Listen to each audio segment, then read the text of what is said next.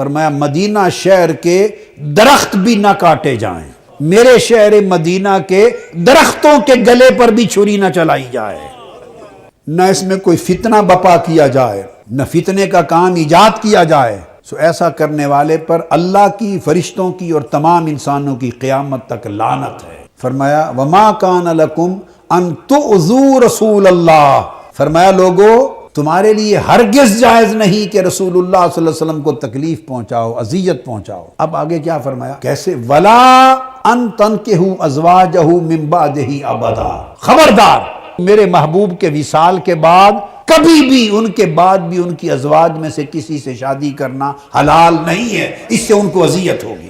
وصال مبارک کے بعد بھی کوئی ان سے شادی نہیں کر سکتا، اذیت ہوگی۔ آپ کہہ سکتے ہیں کہ چلو وصال کے فوری بعد جب تک وہ حیات تھی، تازہ تازہ دور ہے تو کوئی شادی نہ کرے، اذیت ہوگی۔ تو جب 60 سال گزر جائیں، زیادہ عرصہ بیت جائے، تو فرمایا تم زیادہ عرصہ کی بات کرتے ہو، قیامت تک من بعدہ ابدا، مصطفیٰ کے بعد ابد الاباد تک جو شخص میرے مصطفیٰ کو اذیت پہنچائے اس پر خدا کی لعنت ہوگی، من بعدہ ابدا۔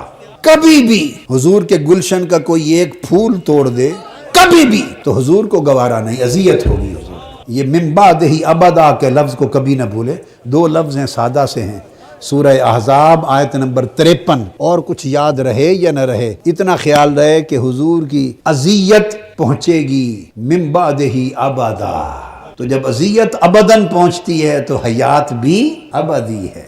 تو فرمایا کہ اب پتہ چل گیا کہ حیات مبارک میں جس طرح اذیت پہنچتی تھی، حیات مبارک کے بعد بھی ابداً ابدا حضور کو اذیت پہنچتی ہے۔ ایک یہ نقطہ ابھی تک سمجھایا، دوسرا نقطہ سمجھایا کہ اپنے شہر کے درخت کٹیں تو اذیت پہنچتی ہے، اور حسین کا گلا کٹے تو عالم کیا ہوگا۔ شہر کے درخت کٹیں تو اذیت ہے، علی اصغر شہید ہو جائے تو کیا ہوگا۔ شہر کے درخت کٹیں تو فرمایا اذیت ہے، اس پر لعنت کہ میرے شہر کے درخت کاٹ دیے، اور وہ حضور کے علی اکبر کو شہید کر دیا جائے، اور حضرت سکینہ کو رلا دیا جائے صحرائے کربلا میں، تو وہ مصطفیٰ کو اذیت نہیں ہوگی؟